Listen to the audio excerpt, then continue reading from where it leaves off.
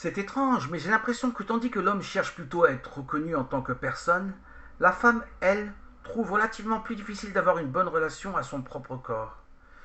Ma femme et moi, dans les nombreux entretiens que nous avons eus avec des femmes qui ne s'accordaient à elles-mêmes aucune valeur, nous avons trouvé à maintes reprises deux symptômes où la femme mange trop ou elle mange trop peu.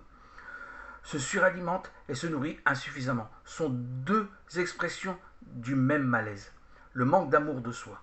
Parce qu'on ne s'aime pas, il y a un vide. Manger à l'excès ou bien s'adonner à la boisson, c'est faire une futile tentative pour remplir ce vide. D'autre part, se priver de nourriture, refuser à son corps ce dont il a besoin, c'est peut-être essayer de punir et de rejeter ce moi qu'on n'aime pas. Oui, c'est peut-être une façon de dire je voudrais me débarrasser de moi-même, me libérer de moi. Mais on ne parvient pas aussi aisément à la vraie liberté de l'être, au véritable oubli de soi. On n'y parvient qu'en apprenant à s'accepter. Et c'est plus long, et cela nous demande plus d'efforts. Si l'on se refuse à prendre le chemin de l'acceptation de soi-même, le désir de se libérer de soi trouve son ultime expression dans le suicide. C'est là qu'aboutissent en fin de compte l'hostilité envers le corps et le refus de s'accepter. Celui qui en vient à cette décision tragique et tente de se suicider prouve qu'il a peur de la vie, plus que de la mort. La peur aussi est un résultat de manque d'amour de soi.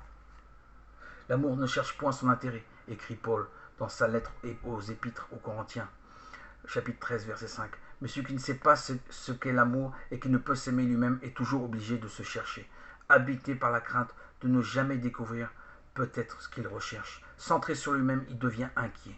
Il tourne autour de son axe personnel, perdant de vue ce qui n'est pas lui-même, ne voyant que son propre intérêt. La crainte s'installe en lui. L'égoïste est insécurisé. Il se sent à la merci d'un monde cruel et froid, dont rien ne le protège, sur la défensive. Il se cramponne à lui-même, craignant d'être vaincu, et détruit s'il s'agissait, et détruit s'il agissait autrement.